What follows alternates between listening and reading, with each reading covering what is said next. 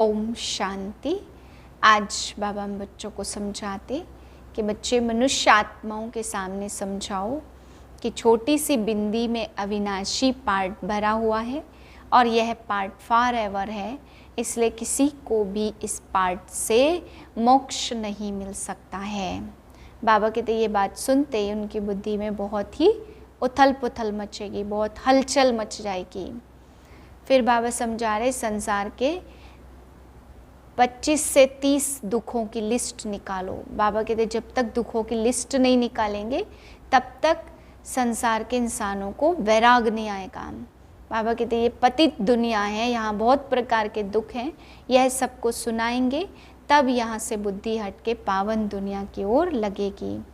फिर बाबा समझा रहे कि अपने मास्टर प्रेम के सागर की नेचुरल नेचर से कैसे भी व्यक्ति को आप परिवर्तन कर सकते हैं, कैसी भी भिन्न भिन्न नेचर को बदल सकते हैं, पत्थर जैसे को भी पानी बना सकते हो।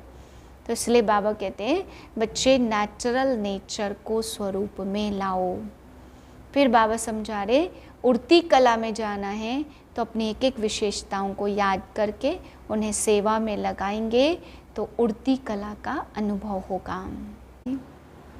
मैं मास्टर प्रेम की सागर आत्मा हूँ। मुझ आत्मा से रूहानी प्रेम के वाइब्रेशन चारों ओर फैल रहे हैं। 23/7/2024 के महावाक्य हैं।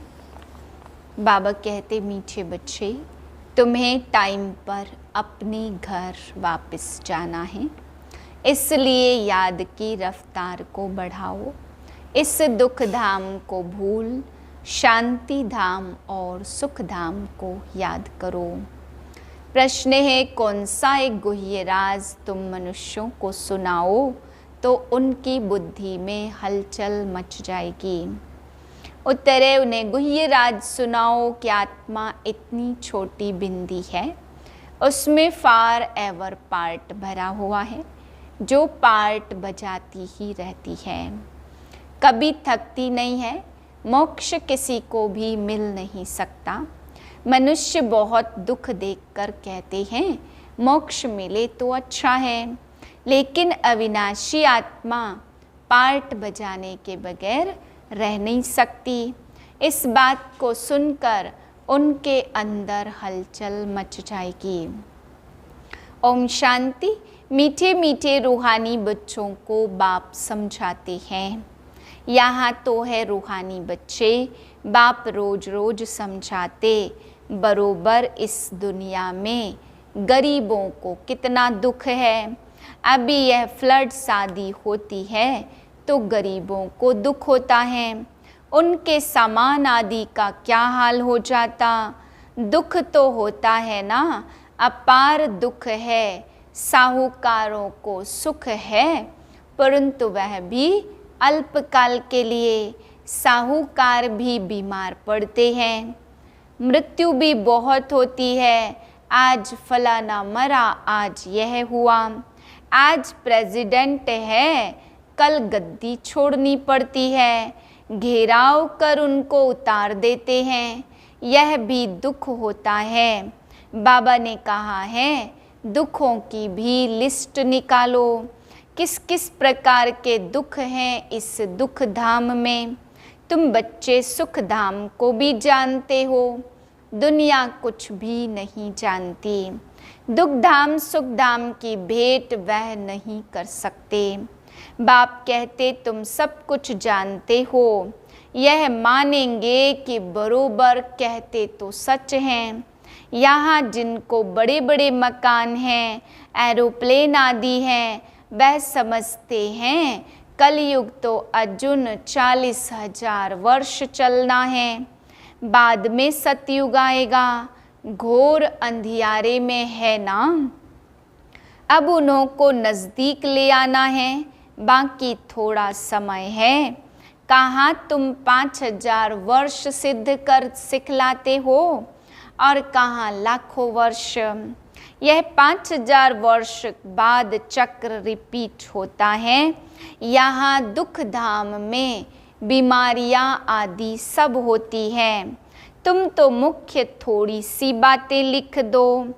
बाप कहते अब मैं तुमको राजाओं का राजा बनाता हूँ। महिमा सारी ड्रामा की है। यहाँ कितने जीव जंतु आदि दुख देने वाले हैं। सतयुग में यह होते नहीं। अंदर ख्याल करना चाहिए, वहाँ यह होगा। सतयुग तो याद आता है ना, तो सतयुग की स्थापना बाप करते। पिछाड़ी में सारा नटशेल में ज्ञान बुद्धि में आ जाता है। जैसे बीज कितना छोटा और झाड़ कितना बड़ा है, वह तो है जड़ चीज़ें, यह है चैतन्य।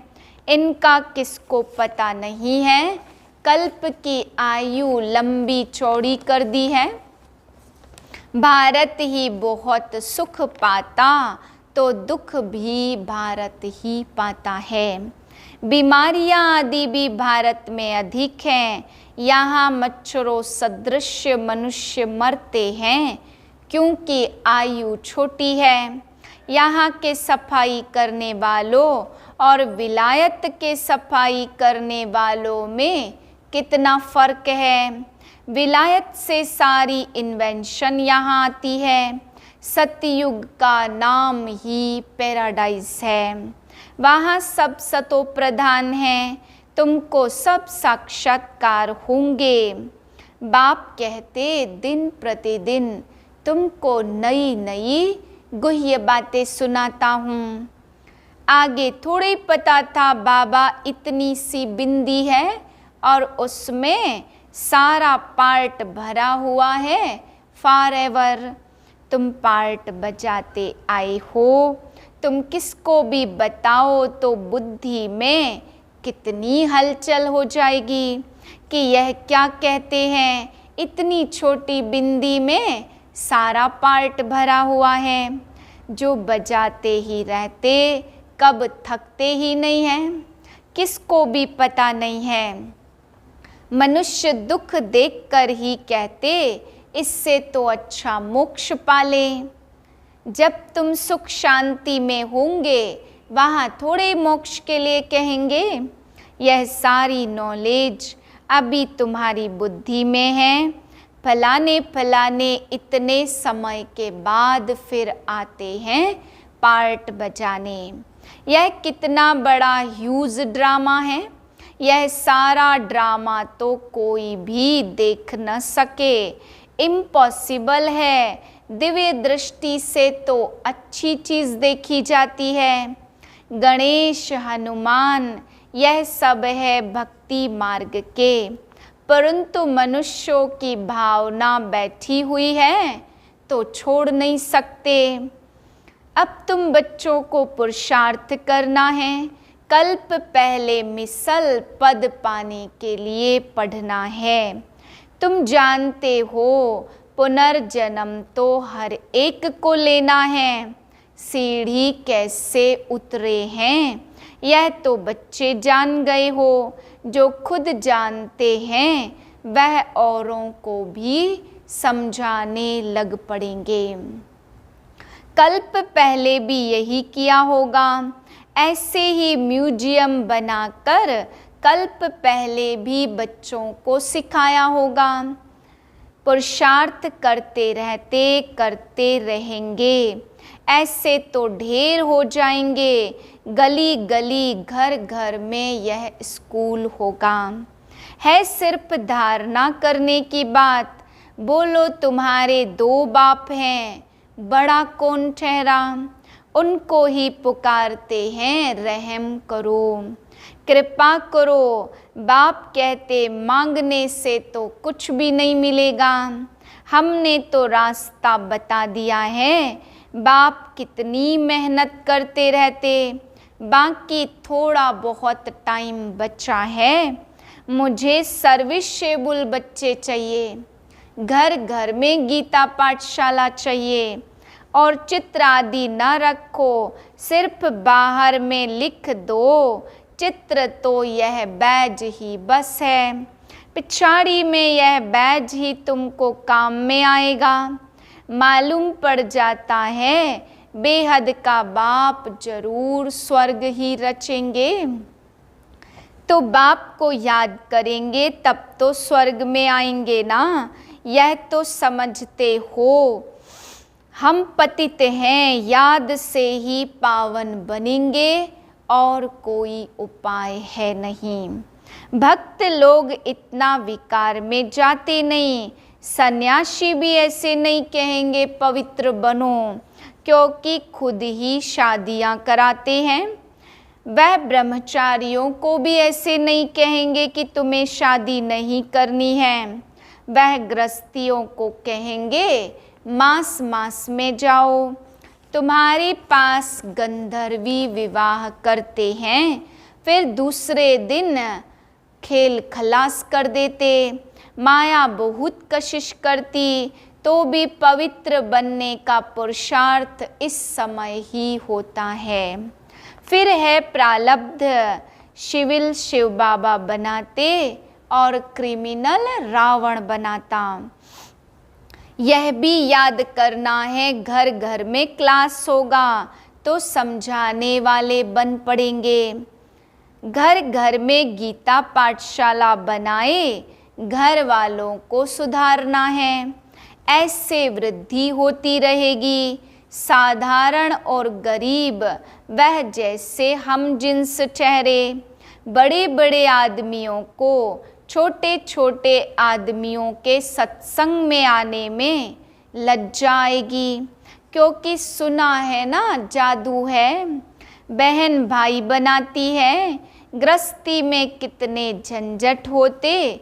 तुम कोशिश करो लिस्ट बनाने की, 25-30 मुख्य मुख्य दुख की लिस्ट निकालो।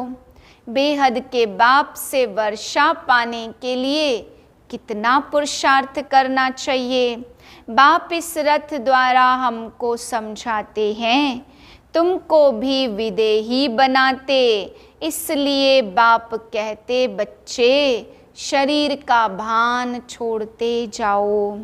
यह मकान आदि कुछ भी नहीं रहेगा, वहाँ सब कुछ नया मिलना है। पिछाड़ी में तुमको बहुत साक्षात्कार होंगे, यह तो जानते हो। उस तरफ विनाश बहुत हो जाएगा। एटॉमिक बॉम्ब्स से यहाँ के लिए तो है रक्त की नदियाँ, इसमें टाइम लगता है। यहाँ का मौत बड़ा खराब है। यह अविनाशी खंड है। नक्शे में देखेंगे हिंदुस्तान तो एक जैसे कोना है। ड्रामा अनुसार यहाँ उनका असर आता ही नहीं। यहाँ रक्त की नदियाँ बहती हैं। अभी तैयारियां कर रहे हैं। हो सकता है पिछाड़ी में इनको बॉम्ब्स भी लोन देंगे। बाकी वह बॉम्ब्स जो फेंकने से ही दुनिया खत्म हो जाए, वह थोड़ी लोन पर देंगे, हल्की क्वालिटी के देंगे। काम की चीज़ें थोड़ी किसको दी जाती। विनाश तो कल्प पहले मिसल हो ही जाना है। नई बात नहीं है। दिन प्रतिदिन तुम्हारी बुद्धि विशाल होती जाती है। तुमको बहुत रिगार्ड रहेगा। अभी इतना रिगार्ड थोड़ी है, तब तो कम पास होते हैं। बुद्धि में आता नहीं है। कितनी सजाएं खानी पड़ेगी, फिर आएंगे भी देरी से। गिरते हैं तो की कमाई चट, काले के काले बन जाते। फिर वह खड़े भी ना हो सके। खुद समझ सकते इस हालत में शरीर छूट जाए तो हमारी क्या गति होगी। समझ की बात है, किसको भी दुख देने की दरकार नहीं है। बाप कितना प्यार से सबको बच्चे बच्चे कहकर बात करते हैं। बेहद का बाप है ना। ढेर दुख की बातें तुम लिख सकते हो। इस दुनिया में कितने प्रकार का दुख है। जब तुम यह सिद्ध कर बताएंगे तो समझेंगे कि यह बात तो बिल्कुल ठीक है। यह अपार दुख तो सिवाय एक बाप के और कोई दूर कर नहीं सकते। दुखों की लिस्ट होगी तो कुछ न कुछ बुद्धि में बैठेगा, बाकी तो सुना अनसुना कर देंगे। उनके लिए गाया जाता रीढ़ भेड़ क्या जाने साज से। बाबा समझाते तुम बच्चों को ऐसा गुलगुल बनना है। कोई अशांति गंदगी नहीं होनी चाहिए। अशांति फैलाने वाले देह अभिमानी चेहरे, उनसे दूर रहना है, छूना भी नहीं है। अच्छा मीठे मीठे से खिलते बच्चों प्रति माता पिता बाप दादा का याद प्यार गुड मॉर्निंग। रूहानी बाप की रूहानी बच्चों को नमस्ते।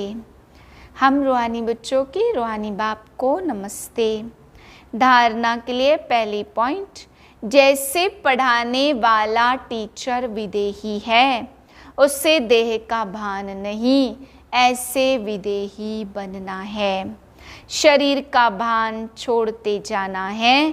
क्रिमिनल आई को बदल सिविल आई बनानी है। दूसरी पॉइंट, अपनी बुद्धि को विशाल बनाना है। सजाओं से छूटने के लिए बाप का व पढ़ाई का रिगार्ड रखना है। कभी भी दुख नहीं देना है, अशांति नहीं फैलानी है। वरदान ब्राह्मण जीवन की नेचुरल नेचर द्वारा पत्थर को भी पानी बनाने वाले मास्टर प्रेम के सागर भाव। जैसे दुनिया वाले कहते हैं कि प्यार पत्थर को भी पानी कर देता है, ऐसे आप ब्राह्मणों की नेचुरल नेचर मास्टर प्रेम का सागर है। आपके पास आत्मिक प्यार, परमात्म प्यार की ऐसी शक्ति है जिससे भिन्न भिन्न नेचर को परिवर्तन कर सकते हो। जैसे प्यार के सागर से अपने प्यार स्वरूप की अनादि नेचर से आप बच्चों को अपना बना लिया, ऐसे आप भी मास्टर प्यार के सागर बन विश्व की आत्माओं को सच्चा निस्वार्थ आत्मिक प्यार दो, तो उनकी नेचर परिवर्तन हो जाएगी। स्लोगन है, अपनी विशेषताओं को स्मृति में रख, उन्हें सेवा में लगाओ, तो उड़ती कला में उड़ते रहेंगे। ओम शांति।